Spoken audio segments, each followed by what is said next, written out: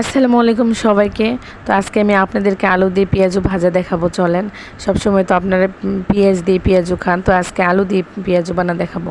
তো এখানে দেখেন কিছু আমি ডাল ব্লেন্ডার করে নিয়েছি, অল্প কয়টা বানাবো এই জন্য। তো এখানে ডাল ব্লেন্ডার করে নিয়ে নিলাম, আর আলু কুচি করে কেটে রেখেছিলাম সেটা নিয়ে নিলাম। আমি যেহেতু খুব বেশি কুচি করতে পারি না, তো চেষ্টা করেছি আর কি।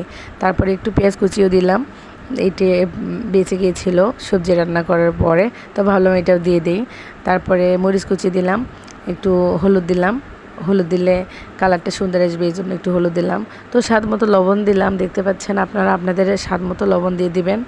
আর এরপরে আমি যেটা দেব সেটা হচ্ছে অল্প কিছু মরিচ গুঁড়ো।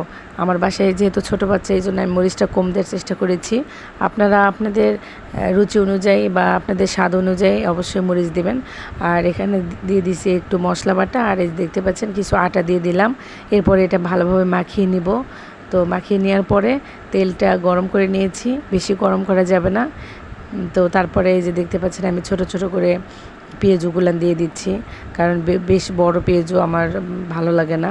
তো ছোট পেঁয়াজুটাই আমি বেশি পছন্দ করি, এই জন্য ছোটো সাইজ করেই দিচ্ছি। তারপরে হালকা আঁচে উল্টিয়ে পাল্টিয়ে ভালোভাবে ভাজবেন।